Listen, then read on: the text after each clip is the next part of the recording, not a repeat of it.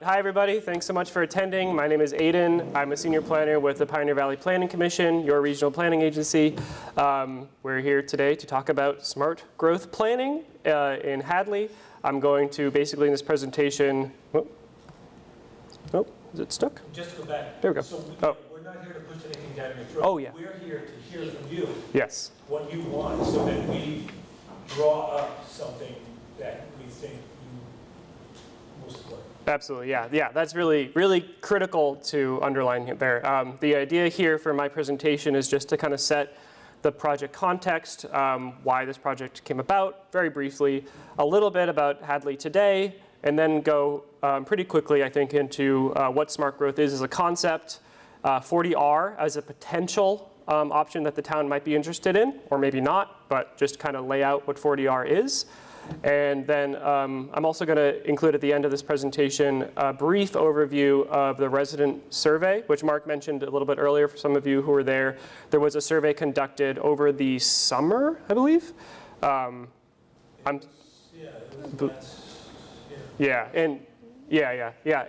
we got some. To clarify for people who aren't familiar, 40R, we just get used to talking about it. It is Mass General Law, Chapter 40, subsection R. Yeah, and I'm going to explain that a little bit further. It's a little technical, but anyway, at the end, just going over some of what we heard from that resident survey, which is asking some questions about smart growth, about Route 9, about what people see as maybe being the future for that road in particular and for Hadley generally. So, really quickly, I'm just going to go through this, lightning speed sort of. So smart growth is a product of recent townwide planning efforts through, and I'm going to get into this a little bit, through a recently developed master plan, housing production plan, some recent efforts the town has conducted, kind of come away with an understanding that smart growth might be complementary to what residents want, where the town is headed, what the needs of the town are at the present time. So yeah, in 2017, the master plan and in the 2023 housing production plan both provide some background context for this work. With that context, the Hadley Planning Board applied for funding to through the state program called DLTA, Direct Local Technical Assistance, to go through a process with the Pioneer Valley Planning Commission to explore 40R and smart growth generally. So the goal here, ultimately, if it suits the town, is to craft a zoning bylaw amendment that follows smart growth principles, and if the town desires, it's by no means, this is not by any stretch of the imagination set in stone, but to follow 40R, and I'm going to get into what that is in more detail in a few minutes, for planning board review and consideration. And the Pioneer Valley Planning Commission is doing some of the legwork to do this community engagement and to help with the bylaw drafting going forward. So really quickly, the project team. So Pioneer Valley Planning Commission, the person from PVPC who's been on this project up until very recently was actually not me. It was Kyle Fennell, my colleague, who is now on paternity leave. So I am filling in for him for the time being with my colleague Becky. It's really great. Successful. He has twins now, so pretty great. And with the steering committee, of course. So steering committee yes. Members stand up. And Randy Iser must have had contact. Yeah, so that's the team, and all of you, of course, who are going to be helping with this. So really quickly, Hadley today. So I'm just going to sort of read this. So through regular amendments to its zoning bylaw and recent planning projects, Hadley continues to encourage development that fits into the rural agrarian character of the community. But with larger communities to the east and west and a statewide housing crisis, the town is facing some increasing pressure to develop, and it's a question of what does that look like? How can Hadley sort of go forward and meet the sort of growing needs of residents in the town? And if I can just interject. Yes. One of the things that often provokes, and maybe in the back of your mind, develop for who? Will this attract people from outside? Yes, possibly, but we're also hearing that it's not affordable to downsize and stay in town. So that's what drove this, is a lot of people had said, you know, I can sell the family house after the kids are gone, but I can't find anything affordable in town, so. Yeah. Awesome. Okay, really quickly, just going to go into Hadley's different zoning districts, really just to explain what they are. And Mark could definitely give this part of the presentation better than me, but my understanding is that with the exception of industrial zoning, single-family zoning is allowed throughout all the base zoning districts as of now, but all other types of housing, many of which aren't permitted at all, but the ones that are, which are sort of like two-family, you know, duplexes, slightly more dense, like not one family per, you know, one home on a certain amount of land. Those all go through some special permitting process. Yeah. So it's very restrictive right now. It's not allowed. Yeah. Allowed by right, one residence. Exactly. One person. And this goes back to 1960. It's as old as I am, so. Yeah. Yeah, and there's a zoning map which we were all looking at earlier, so if you want to take another look at that. But really, just to say, these are the base zoning districts. There are also quite a few overlay districts, which are also shown on that map. And I'm going to get into a couple of them in particular right now. So relatively more recent than a lot of the zoning districts was the adoption of the Village Center Overlay District, which also dovetails with the Senior Housing Overlay District. So that was adopted in 2001, and it adds some element of mixed-use zoning to the town, and sort of is intended to be sort of an activity center for the town, facilitate more efficient public services and infrastructure, and as I said, also is a space for senior housing, multifamily senior housing. And there are, however, some very sort of strict standards on design, on, you know, the size of structures, that sort of thing. But it shows sort of an intuition for where we might be heading now with more interest in the concept of smart growth. It's sort of almost a precursor to that, or a form of it, really, to some extent. So as I mentioned, there are two sort of recent guiding documents, planning documents that the town has completed. In 2017, Hadley completed a master plan which identified a few housing-related issues. Sort of the key goals from that plan are to maintain Hadley's stable housing stock, housing market, and low tax rate, reduce foreclosures, vacant housing, and deteriorating stock, and provide more senior housing and housing that working people can afford. In 2023, so fairly recently, Hadley completed a housing production plan, and these are just some of the statistics from that plan. What the plan sort of turned up. So it shows that the town is actually in relatively good standing as far as the subsidized housing inventory, which you may or may not be familiar with what that is. It's an inventory that the state requires or asks that the town have at least 10% of the housing in the town be affordable. And I will define affordability. I have a slide on that in a moment. And Hadley currently is sitting at 11.9, which is great, but there's still a really significant need for more affordable housing. But sort of that's where the town is currently in terms of affordability. However, really importantly, the housing stock is aging. It's, as you are probably all aware, housing in Hadley, a lot of the buildings residential buildings tend to be very old. 27% were built before 1940. And only 31% were built after 1979. And 80% of those are single-family detached homes. So that is, like, by far the dominant housing type, as I'm sure you're all aware. Can I just interject? Yes.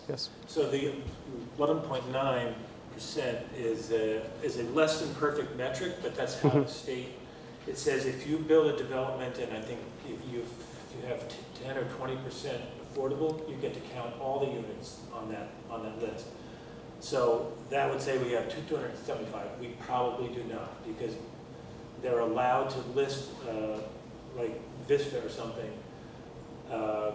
If you have a certain percent affordable, you can count every unit on that list. But that you know, it's not accurate for us, but it's not accurate for any of Right. the other towns either. But it's just the best metric that they came up with. If you fall below 10%, then you're legally susceptible to what they call a hostile 40B. Right. Yeah. you have a question? Yeah, do we also, I thought I heard, do we have a bunch coming out to be? We had some that sunset, and we might have some other, I don't remember the metrics, and I should probably have No, run that that. would drop the number. Yeah. Yeah. They're coming up to There are more, I thought there were some over, like where the Premiums. where the Pizza Hut used to be. There's some back behind there, and I don't remember if they're the ones that. They age out. Yeah, so those are gonna sunset unless we encourage the owner to extend them with our affordable housing trust. Yeah. Can you explain what sunset means? To, that when they, it's very hard to get a developer to set their affordable housing in perpetuity. Basically doesn't So happen. whatever was negotiated when Yeah. they got their permit, whether it was 20 years, 30 years, they're gonna sunset. Right. So, Yeah, that's really, really critical context is that, yeah, this number is really always changing because affordable housing does not remain affordable for the long term. It will be affordable for a few decades. And also, as you add more housing to a community, this number is obviously relative to that. It's relative to the whole total amount of housing constructed. So you have to keep the affordable housing sort of being developed at the same rate or at a faster rate, ideally. Okay. Okay, so really quickly getting into what do we mean by affordable housing. There's obviously a housing that is just affordable to folks, and then there's capital A, affordable housing.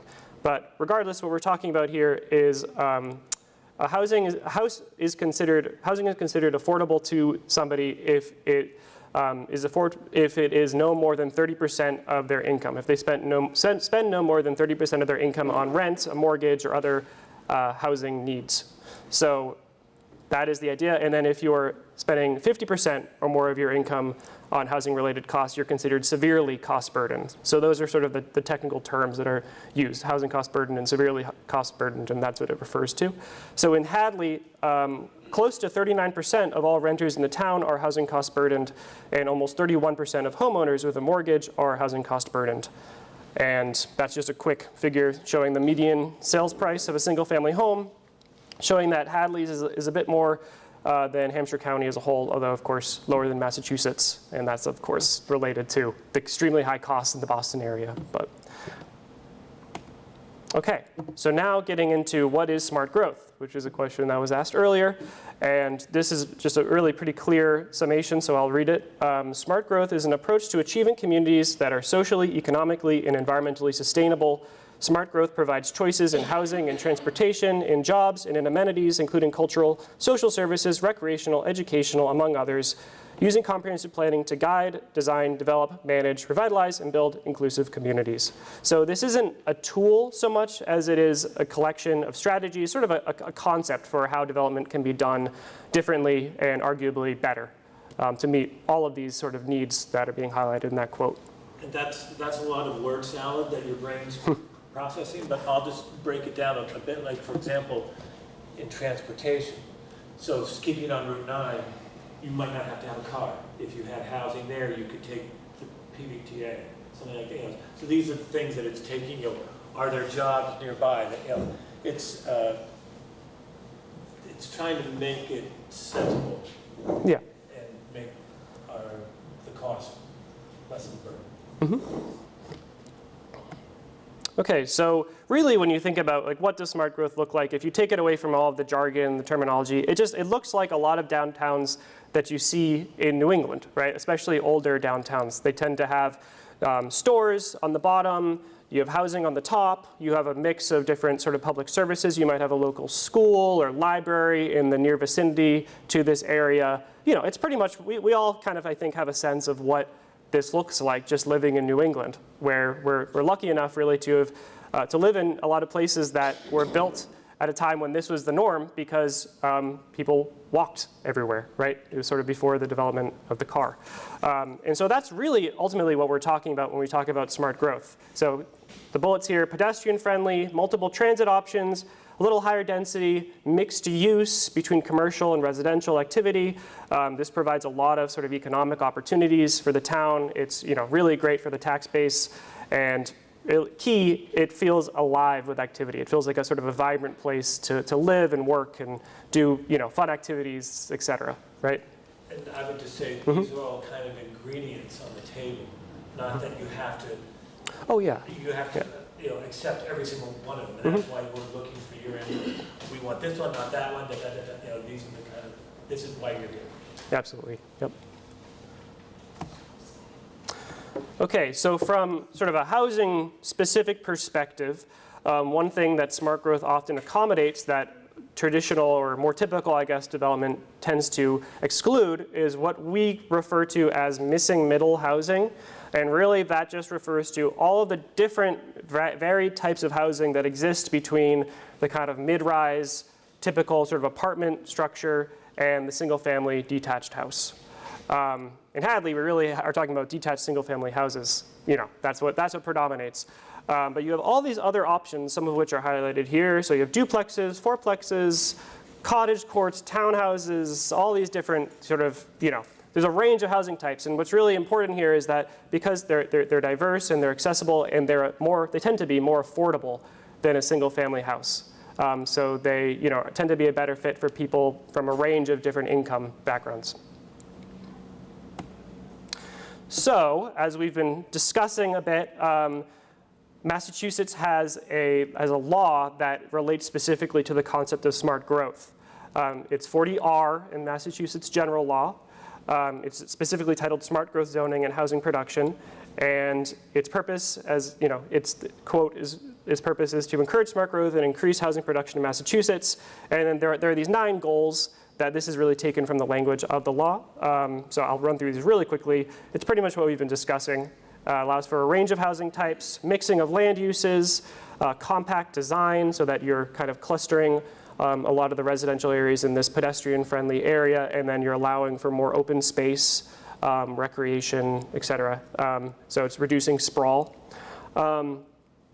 It fosters distinctive and attractive communities. There's a lot of design principles, which we will go into in a little bit.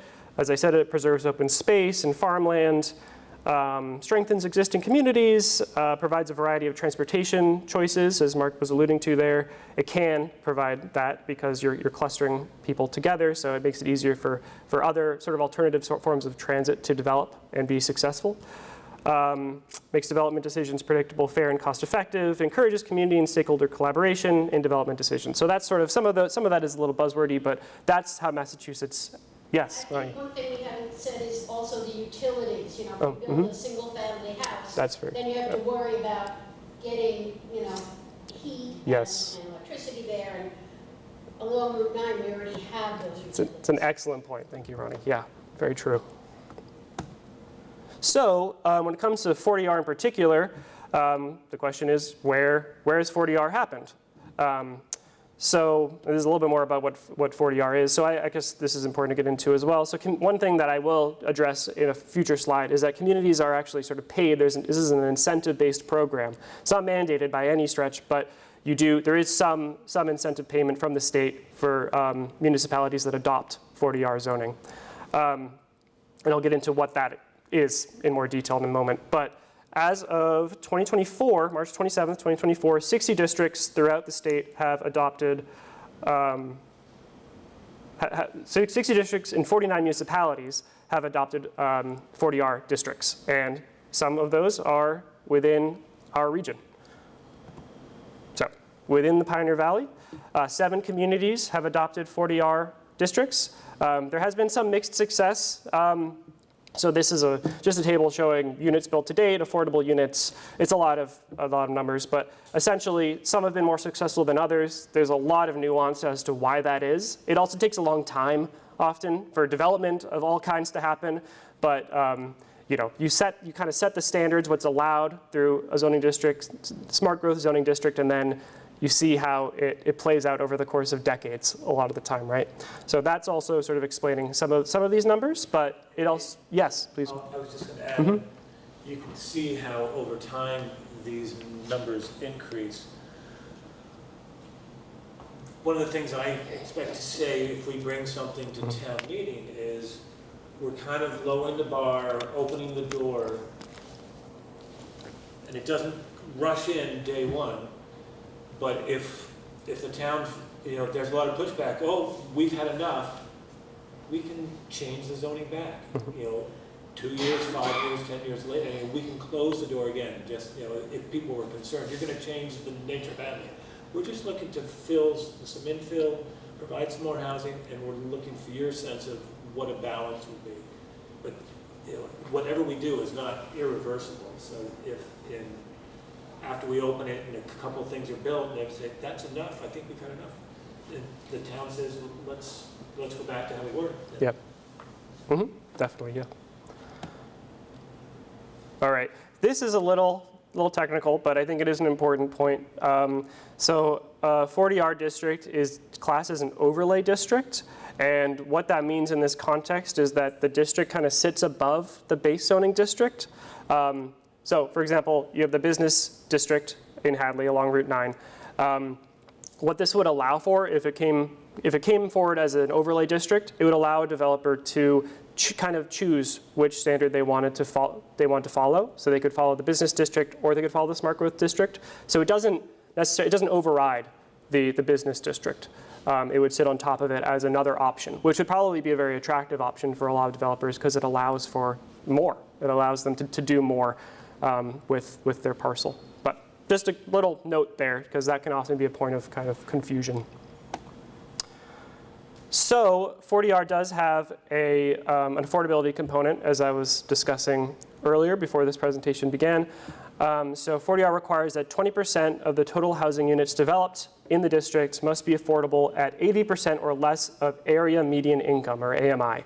So that is a sort of a HUD figure. It's a sort of a regional number, but in Hadley, what that translates to is that for one person, 80% of the area median income is $61,350. For two people, $70,000. You can see the table there, and that translates to rents at 30%, as I discussed, of housing cost burden, for one person to be about $1,500 per month in rent. And you can see how that, that relates to each of those numbers in turn. And those numbers aren't magical, but they're taken from HUD, so it's a federal, and they're drilling down as much as they're able to, but it's not even just Hampshire County. I think it includes Hampton, parts of Hampton. I'm not even clear what their district is, so if you're like, that doesn't seem representative of Hadley, it's our greater district. Yeah. And it's not all of Massachusetts, Okay. and I'm not even sure how many HUD districts there are in the state, but it is maybe Western Massachusetts. I don't know. But so then if a lot of the numbers are being taken out, for example, Holyoke, then 80% will be easier to, Yeah, right? yeah, right. It'll make it like, I don't know. Yeah, it's tough because even in Hadley, it varies from, you've got big houses and you've got old farm families that are on a fixed income, so. So the source there says Hadley. Yeah, Oh, yeah, in the source. Yeah, this is Hadley. This is what applies to Hadley. It's just the numbers aren't really, they aren't so Hadley specific that like it's just the boundaries of the town that they're looking at. Yeah, it's a larger area. So are you saying that would be the income you need to have an affordable home? So, This says like one person was making $60,000 a year. They would qualify for an affordable housing. Is that what this says? by the capital A. yes. By the federal, they're trying to get their best vision of us, which we're a moving target ourselves, but they're saying they take an AMI, and Hadley falls in this AMI, which is, what I'm saying is it's more than just Hadley. But I think about like that number, I'm the education, right? Teachers coming in are making way less than $60,000 Yeah. a year. So Right. it really is a number that is inclusive of like a lot of different Yeah. professions. Yeah. Like I said, it's a metric that's far from perfect. Yeah, I'm not saying it's They perfect, tried to but take I'm a saying block it in was- Massachusetts, and that's the block we fall in. So it may not exactly represent our community, but So, yeah, so I think if I'm hearing you correctly, you're saying that this number is actually like the rent. If somebody was making $1,500 or was asked to pay $1,500 a month in rent, that would be pretty high, right, for a lot of people coming in. Well, I'm thinking about younger teachers Yeah. in the school I work at, right? They make way less Yep. than $60,000 Right. a year. Right, yeah, and so, They don't, like, so it Yeah. would be nice if they could get affordable housing Yeah. and teach. mhm, Like, I think a lot of people make generalizations that I may not agree with about the kinds of people oh, yeah. that would need affordable housing. And this to me says their picture, and I'm not saying I agree with it, what the picture Mhm. is bigger than they think it is. Right, That's what I'm trying to say. right, no, that's absolutely true, and, sorry, sure, did you want to? So, I think this is my opinion. A lot of people hear affordable housing and they think very low income housing or very low income, not working people. That's not the case. You have to look at the number of amounts right Yeah. here. But my point is that I think it's really important in a town like this that we're really clear. Mhm. That's what Lynn and I were just saying. Yeah, That I think a lot of people have stereotypes in their mind. Oh, exactly. And, and this to me is a very clear, like, it's very diverse who Yeah. you're applying to. Oh, Yeah. yes. yeah, absolutely, There's a range of affordable, Yes. and Mhm. we've chosen 80%, you could go 60%. You could, yep. 50%. yeah, So it's just what part of the pie. I mean, I'm trying to draft a letter, I don't know if I'll get it in the Gazette in time, to respond to Mr. Fiden's letter, which I want to politely say that he looked at apples and oranges. He was complaining about how the Econo Lodge is taxing the police, and it's not what it was intended. It was intended as affordable housing, and it's current. And that got shot down and delayed by the ZBA, so they had to find some kind of income while they prepared to get their next application for grants. And so they accepted a lease with Craig's Doors, which is not what, that's unhoused people, which is a whole Right, different right. apples and oranges than what, so he's saying, this is what it's gonna be. No, this is not what it's gonna be. Right, I just think this Right. has to be really clear. Yeah. And like, even, getting some statistics about what a starting teacher makes, right? Like, Mhm. Firefighter. Mhm. firefighters make way less than teachers, right? Like, Right. I think people need to know that, Yep. right? Like, yeah, these are absolutely. civil service jobs that people owe a lot of college debt. Yeah, absolutely, very true. Okay. So, switching gears slightly, we have a table and activity on this in a moment, but 40R does have a lot of room for setting design standards. So there's a lot of room for the municipality, for residents through participatory process to come up with all the standards of what they want this district to look like. So this is a list of just some of the things that you can go into in a 40R bylaw and have it still be approved by the state as a 40R qualifying bylaw. So you can talk about building design, streets and sidewalks, infrastructure, entrances to buildings, off-street parking, natural site features, on-site open spaces, parks and everything like that, landscaping, exterior signage, all this stuff, buffering, all sorts of things. So really, this is just intended to say the community has control over what this district looks like. And it can be tailored to Hadley's aesthetic, how Hadley wants the town to look. Has to have a What's that? There's an old joke in the county that if you're gonna build in Hadley, it has to have a cupola. Oh, okay, yeah. That's Yeah. connected to Staples, I think, right? That's the joke about Staples. Probably, Yeah. Okay, so I mentioned earlier that there are some state incentives for 40R. So if the town does decide to go with a 40R district and it gets approved by the state, there are some payments that the state will provide sort of as an incentive. So there's an initial payment of $10,000 to $600,000 based on the projected number of housing units.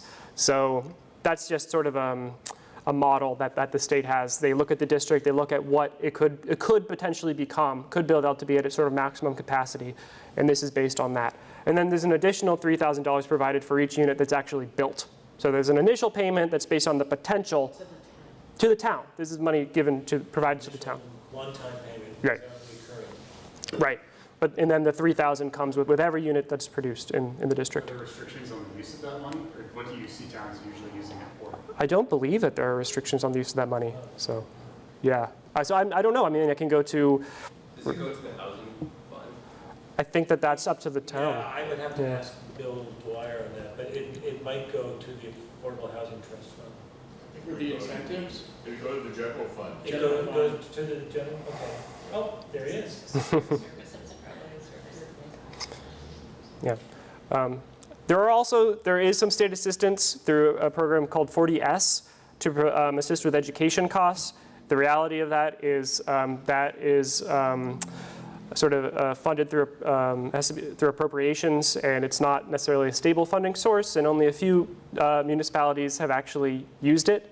But that's all just to say that it is there, and it has provided some funding for towns in the past. There is also an FAQ which relates to the question of education costs that might or might not result from increasing the population in Hadley. So I would give that a look if you're curious, and we can go into that more as well. Okay, so the requirements to be a 40R qualifying district. As mentioned, 20% of the housing must be affordable, meeting those conditions that I explained earlier. There are some minimum density requirements.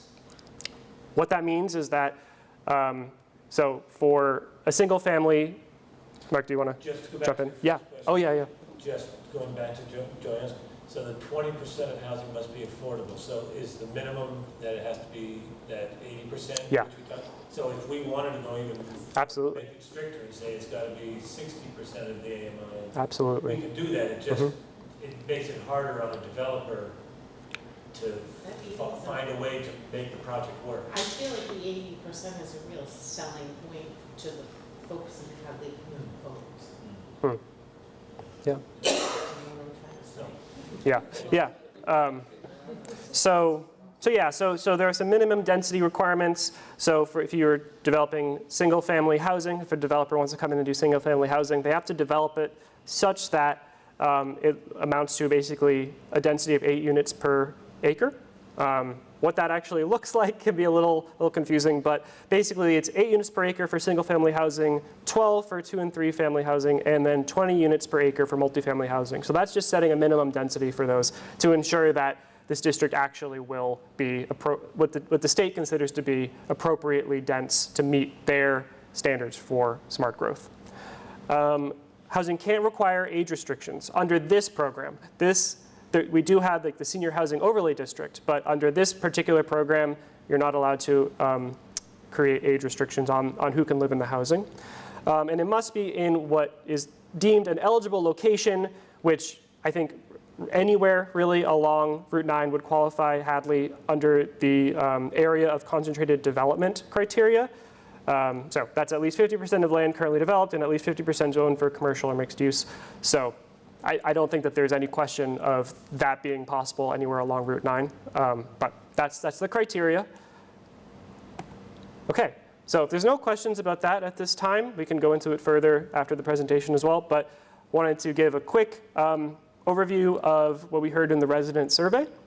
So as I mentioned earlier, the Smart Growth Steering Committee designed a resident survey as the first public engagement step, this being the start of the second.